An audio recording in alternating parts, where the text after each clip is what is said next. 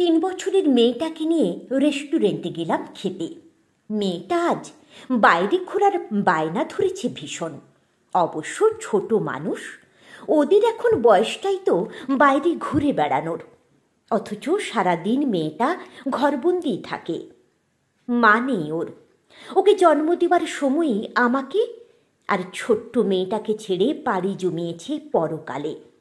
পরবর্তীতে আমাকে অনেকে বিয়ের কথা বললেও বিয়ে করিনি আমি। কী করে করব? ওর মায়ের স্মৃতিগুলোই তো ভুলতে পারিনি। আমার মা মরা মেয়েটার দেখাশোনা করে ওর দাদি, অর্থাৎ আমার মা। তারও বয়স বেড়েছে, হাঁটুর ব্যথায় হাঁটা চলা করতেই কষ্ট।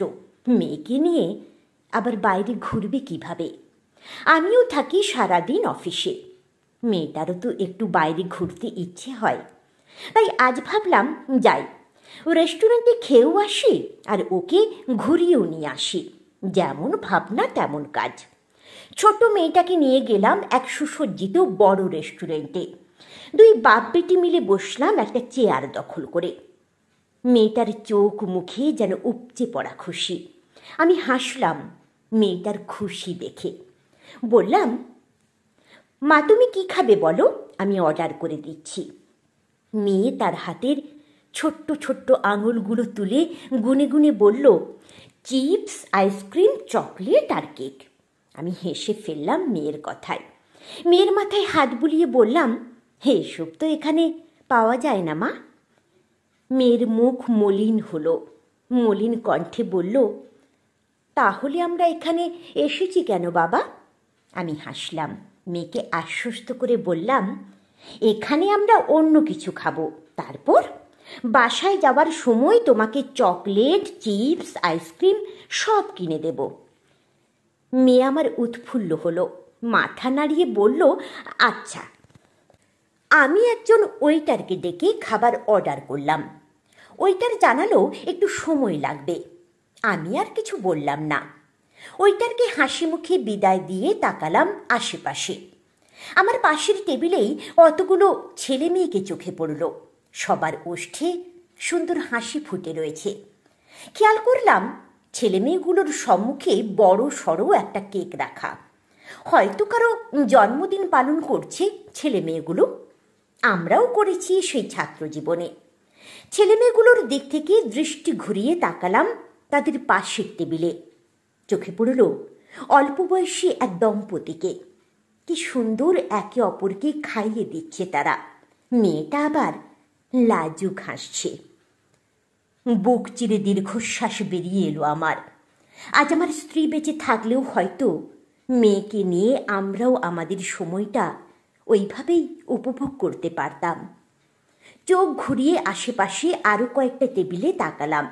সব টেবিলে মোটামুটি ভর্তি। কেউ মাকে নিয়ে এসেছে, কেউ বাবাকে নিয়ে, কেউ বন্ধু বান্ধব নিয়ে, আবার কেউ কেউ স্বামী স্ত্রী এসেছে। কেউ খাচ্ছে তো কেউ আবার আমার মতোই বসে রয়েছে। আমি আরেকবার পুরো রেস্টুরেন্টে চোখ বুলিয়ে ওয়েটারকে ডাকলাম।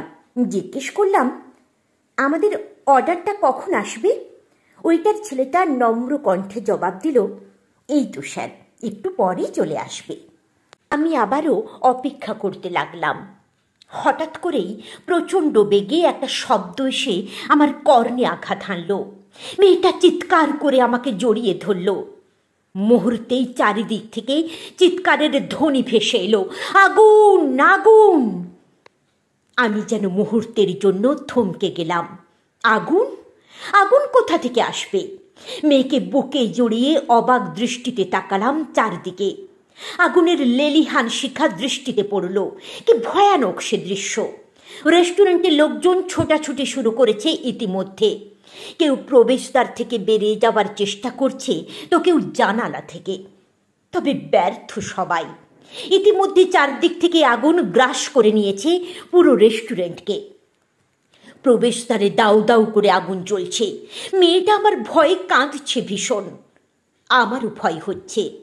নিজের থেকেও বেশি ভয় হচ্ছে ছোট্ট মেয়েটার জন্য।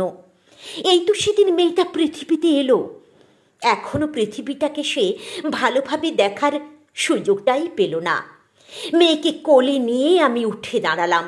সকলের সাথে আমিও ছোটাছুটি শুরু করলাম, যদি কোনোভাবে বের হতে পারি এখান থেকে। নিজে না বাঁচলেও হবে, অন্তত মেয়েটাকে বাঁচানোর আশা নিয়ে ছোটাছুটি শুরু করলাম।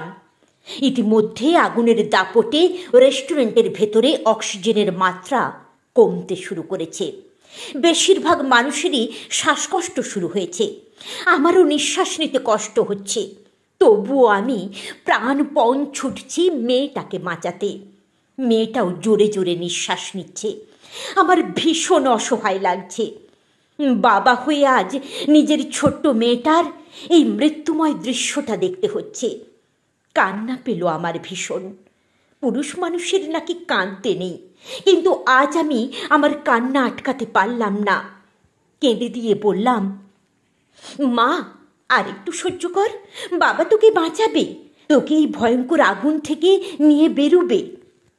মেয়েটা আমার সহ্য করতে পারল না। চোখগুলো বড় বড় করে জোরে জোরে নিঃশ্বাস নিতে শুরু করলো। সাথে নিঃশ্বাস নিতে কষ্ট হওয়াতে খিঁচুনিও উঠেছে। মেয়েটার ছোট্ট শরীরটা ভাঁজ হয়ে উপরে উঠছে। আশেপাশে কারো কাছে সাহায্যও চাইতে পারছি না। আশেপাশের সবার অবস্থাই একরকম। আমি ডুকরে কেঁদে উঠলাম, মেয়েটাকে বুকে জড়িয়ে ধরলাম। একটু পর অনুভব করলাম মেয়েটার খিঁচুনি থেমে গেছে। জোরে জোরে নিঃশ্বাসও নিচ্ছে না আর। হয়তো আর সহ্য করতে না পেরে জ্ঞান হারিয়েছে। আমারও শ্বাসকষ্ট শুরু হয়েছে।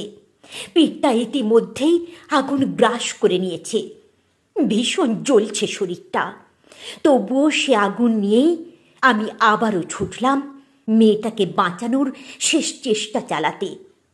চোখে পড়ল আমার পাশের টেবিলের ছেলে মেয়েগুলোর জ্বলন্ত দেহকে। আগুনকে শরীরে নিয়ে কাটা মুরগির মতো ছটপট করছে আর চিৎকার করছে। পাশের টেবিলের সেই দম্পতির অস্তিত্ব বিলীন। হয়তো আগুনে ঝলসে তাদের দেহগুলো পড়ে আছে আশেপাশে কোথাও। আমিও বসে পড়লাম মেঝেতে। মাথার দিক ছাড়া আমার পুরো শরীরটাই এখন আগুনের দখলে। ছোট্ট মেয়েটার শরীরটাতেও আগুন জ্বলছে।